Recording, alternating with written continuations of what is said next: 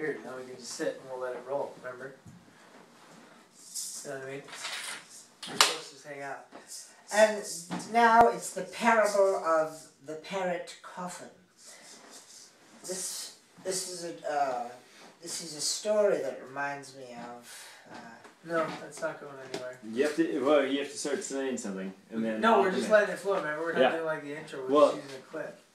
Well, I'm gonna stumble over that. With a stumble and a rumble down in the jumble comes my main man, Brian Gumbel's cousin. I thought I heard me some Fat Howard. Cousin? Woo! Hardly know him. Oh! I buried my parrot in here. He was a parrot that meant a lot to me, and I'd appreciate if you just take a moment of silence with your turbos on. His name was Pietra. Pietra the parrot.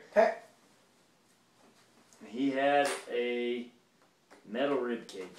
I had to get that for him because he got stepped on by a big fucking cat. A metal reinforced?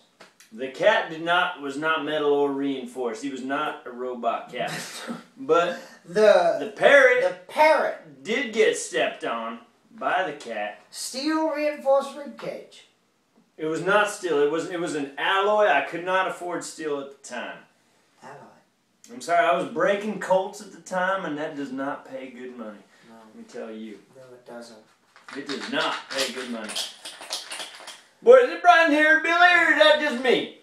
It is, Brian. We're in the studio, and in the studio anything goes, Joe. These lights are hot. The lights are hot in here. Woo! Tell me what you've been up to, boy. I've been... what haven't I been up to? About 6'1½". I've been up about, let's see. Well, this is about 4. Here, that's about 2. So you know, shit, I don't even understand what the hell he's talking about. Well, where have I been up? I don't know. Up to Linwood once.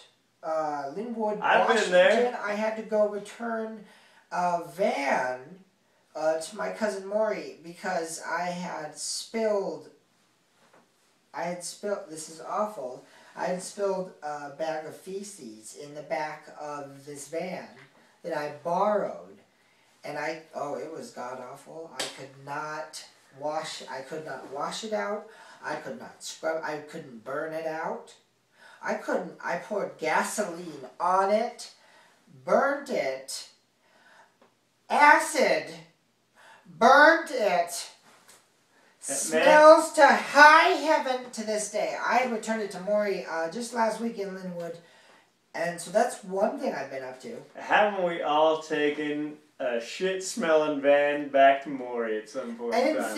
Right? It's a metaphor, I guess. Oh my gosh. Metaphorically, I do it all the time. I feel it's the only way to learn, really. Theoretically, I do it all the time. Isn't that what that means? Yeah. I'm with you. I've been with you since I showed up. Well, you know, I prefer to call myself a lone wolf, if you don't mind. You don't mind? I know you're saying you're with me, but I'm a lone wolf, bro. I'll let you howl. There it is. You know, I got that chest hair going. What time is it? I don't. It's a howling time. It's a full moon or just a fucking full house tonight. Well, you know, whatever it is. All right. Well, you know, speaking of full house, let's take it back to a little bit of Kimmy Gibbler. Why don't you tell me about what you thought the first time you saw Kimmy Gibbler? Well, the first time I saw... I'll tell you what I thought when I saw Kimmy Gibbler for the first time. I had a hard-on in my Wranglers. In my Wranglers. You heard it. I pretty much damn near had to take the skull cannon out of my ass pocket so that I had enough room to stretch in the front, if you know what I mean. Tell me about what did you think? What did you think when you saw Kimmy? Don't get up and leave now. I got 9 things. I thought 8 is too many. I thought 4, hardly enough. I thought about 6 was right. So I said, 6, I'll take 6 prostitutes and a limousine to the premiere of my last film. Not this one, the last one. That, frankly did not do well. And I said, I want to walk in the place with a suit made of half bear skin on the inside. Real bear, I said. Real bear? You don't want to mess around with that. I said, what bear? No, real bear. I got real bear. And it was real bear. Trust me, I still smell it. It was not good. Not a good idea, but they did it. And then on the outside, I said penguin. And they said penguin, that with the march of that movie and everything with Morgan Freeman. Oh, yeah. I remember that. I was like, oh, my God. He's played... The controversies around that, Yeah, you know? he's played God about 18 times. And if he's narrating a film about penguins and I wear them, I might as well be the devil himself. So I'm going to tell you right now. Y'all penguins don't pull out of the Middle East, there's going to be some trouble. That's just, I'm sorry I didn't want to get political with you. Got political but there. I want to make my peace with that. I want to let the country know how I feel about that. Penguins out of the Middle East. Yeah, I agree with you. Because I like you.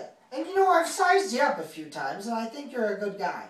Well, I'm sure you have. You stay close to me and I wear short shorts. I'm sure you've sized me up a couple of times. Now, I don't know what he's referencing there, but it was... I'm going to tell you right now.